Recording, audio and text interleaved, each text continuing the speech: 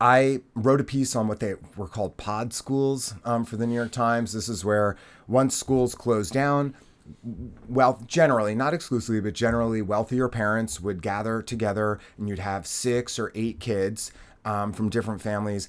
And then all the parents would hire a teacher to be like an independent teacher for these 6 or 8 kids, and they would have class in someone's living room or some other. We made a documentary called Sick Year about 6 of those moms. Oh, you did? Oh, amazing! It was a fascinating dynamic. Oh, that's awesome. Okay, so I thought the pod school thing was fat. I'm like, wow, this is like very American ingenuity. It's like, they close schools, boom, all these pod schools are popping up now. I thought it was fascinating. So I wrote a pretty big piece on it for the New York Times. They sent a photographer to show up at an event and all this stuff.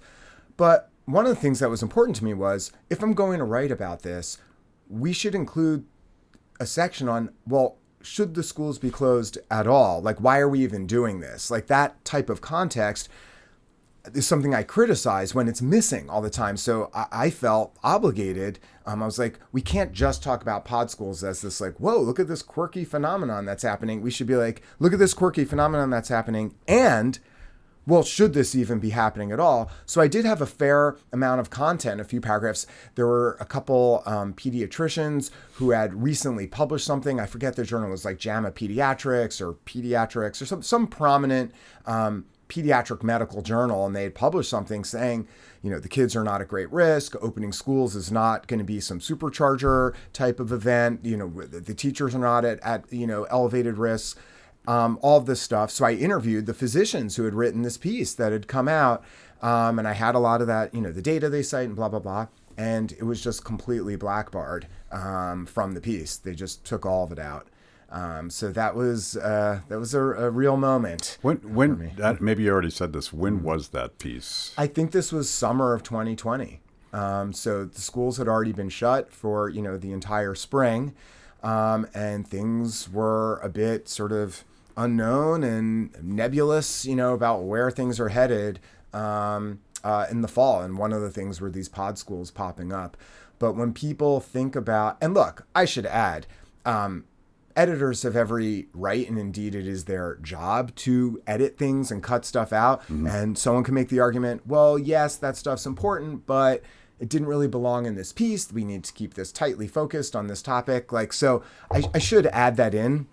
Nevertheless, I think it's quite telling that even just, and this wasn't my opinion. I was like, hey, let's just add this in to add some framing. The New York Times certainly adds all sorts of context and framing in other pieces. It's not like everything is like super narrow. Right. So while that certainly was within their mandate and their right to shape a piece, I mean, this seemed pretty kudos for actually, it sounds like a sympathetic piece to pod parents who wanted to find an alternative. I think it largely was, and that's how I view it, that, look, people were put in this circumstance. That's your job as a parent, is to try to figure out, how do I help my kid? There was a fair amount of blowback to the piece because people immediately were mad that wealthier parents were doing this. I should add, there were some parents who were not wealthy who were like, just scraping the money together. They didn't care because they knew how horrible and damaging school closures would be for their kid.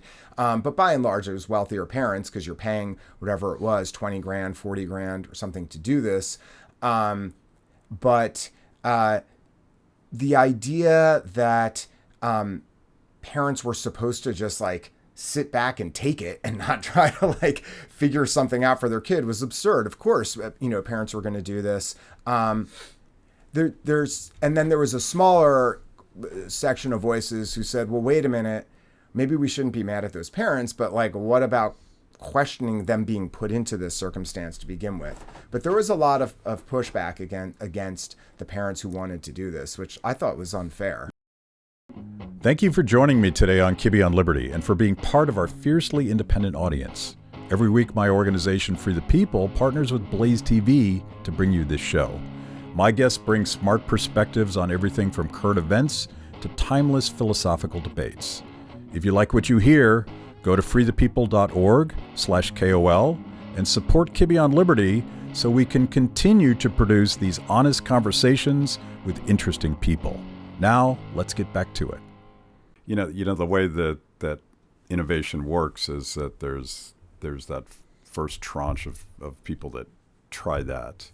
And of course, they would be of means that could afford to experiment with that stuff. But that it became far more mainstream. It was by the time lockdowns of schools ended, a lot of parents were finding ways to just collaborate in their neighborhoods. So it's I wouldn't call it a wealthy thing per se. Once it took hold, and again, out of necessity, you have to do that. So, but in it, this is a fundamental piece of your thesis in the book is an abundance of caution. Yes, an abundance of available caution. Now everywhere. American schools, the virus, and a story of bad decisions. And by the way, this is about far more than locking down schools, but it's sort of the focal point where you build out for broader institutional failures. But your point, and I'm thinking about now disgraced Governor Andrew Cuomo, who would have those daily briefings. By the way, my theory as to why Trump platformed Fauci is that Andrew Cuomo was getting better ratings. And so then Trump started having daily briefings, and then Fauci steps up to the podium, and it just becomes a very negative competition between these two guys.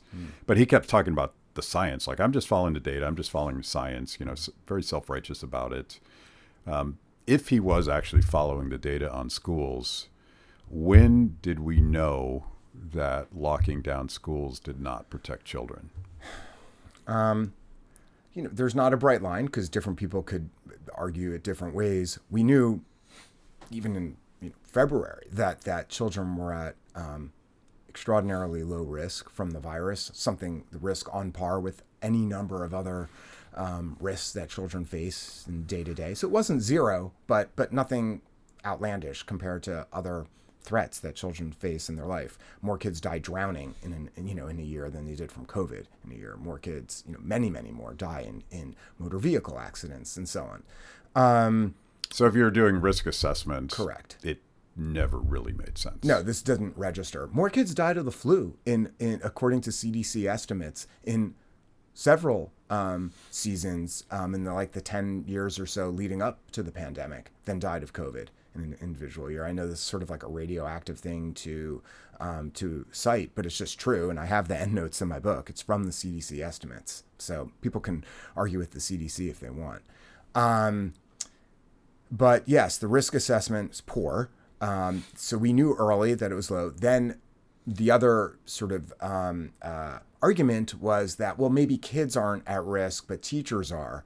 And I would say that that was not the best conjecture, but defensible, I think, early. Once it was non-defensible was when, number one, Sweden never closed their lower schools, nor did Iceland. That doesn't get a lot of attention. But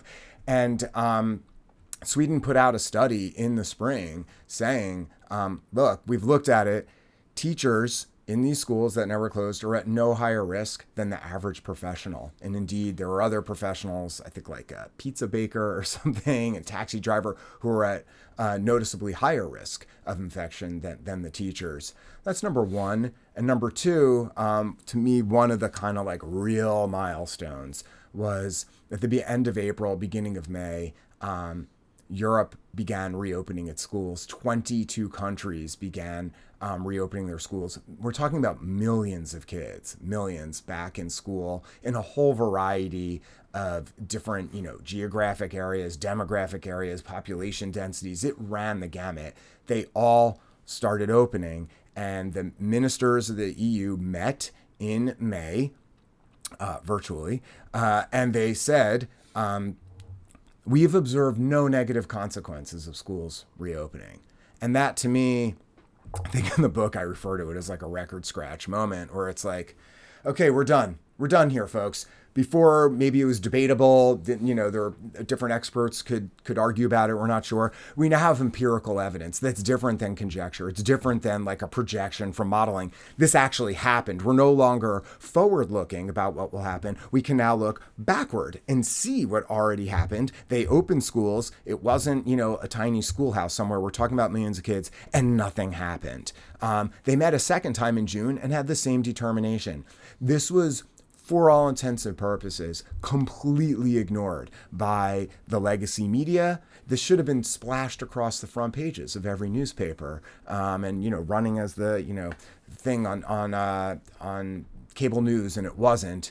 And it should have been mentioned by public health professionals, but it wasn't. And in the rare instance where it was mentioned by the public health professionals or the media, it was dismissed. And when I say it, I don't mean the meeting, because that was like basically never mentioned. I just mean the fact that some schools were open there. Any number of a long list of reasons was put forth to defend it, but they were all contrived. Again, we're talking about one of the things that I think is so fascinating, that I talk about a lot in the book, is this sort of chasm between theory and reality. And like, I realize I'm a bit of an empiricist, that empirical evidence should trump almost everything.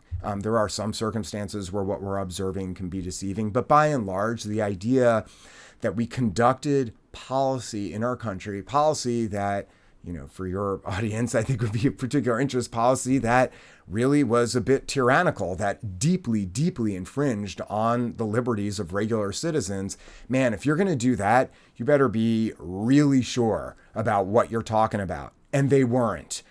Thank you for watching Kibbe on Liberty. You can watch new episodes every Wednesday, anywhere that you consume podcasts, on YouTube, on Apple, on Spotify, whatever. Watch, click, like, check it out.